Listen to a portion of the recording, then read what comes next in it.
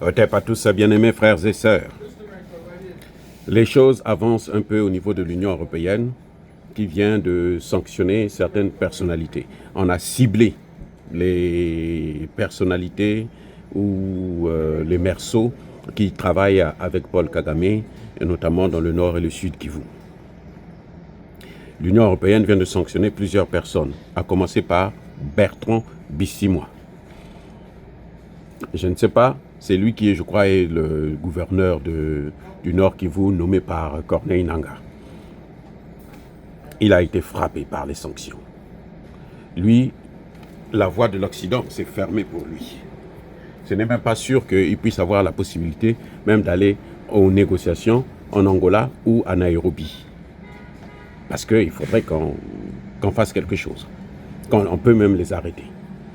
Et cette liste-là, comme ça a commencé comme ça, là, tous ceux qui sont dans cette liste-là, je vous assure que ce sont des gens qui devraient être déjà aussi dans la liste de la Cour pénale internationale, une liste non exhaustive.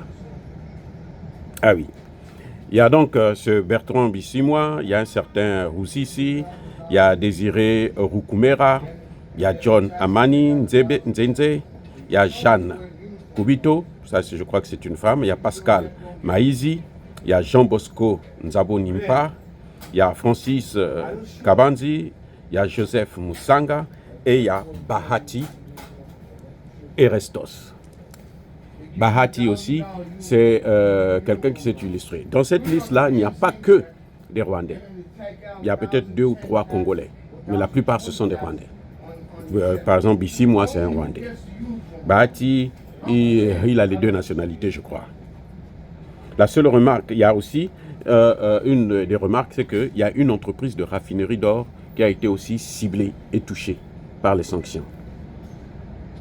C'est, je crois, Gassabo Gordo qui raffine l'or qui vient de la RDC, donc ce qu'on appelle les minerais du sang, ou plutôt l'or du sang.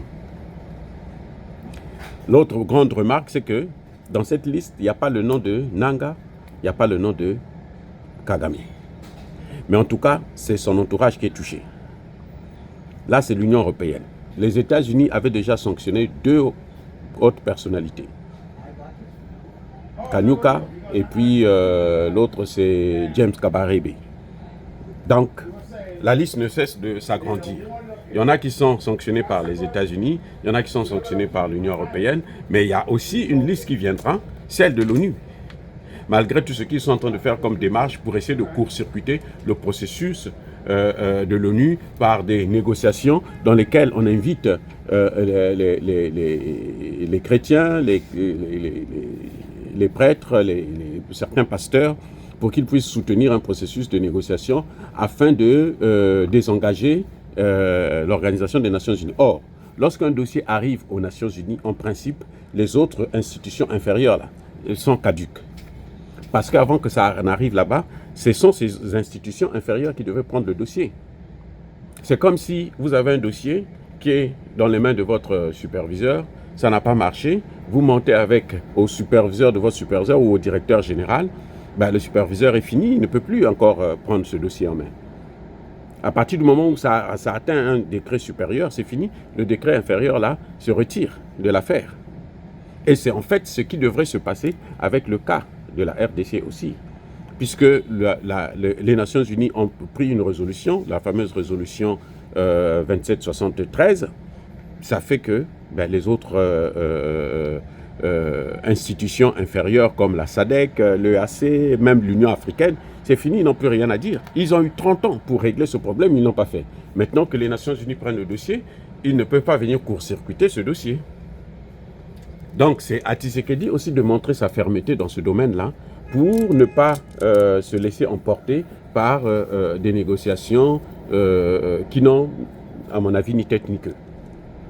Parce que maintenant, les Nations Unies doivent constater les faits et prendre des dispositions qui s'imposent pour que la paix puisse définitivement revenir en RDC.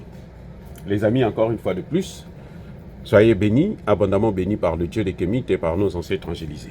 C'est déjà une avancée énorme, et la crise économique qui est en train de battre son plein au Rwanda, tout ça, ça va continuer à affaiblir le régime de Kigali et j'espère bien qu'il va céder pour laisser maintenant ces pays-là, la RDC tranquille et que la RDC puisse prendre son envol vers le développement de la nation et du peuple. Soyez bénis, abondamment bénis par le Dieu de Kémité, par nos ancêtres étrangers. Vive l'Afrique éternelle, j'ai dit et j'assume.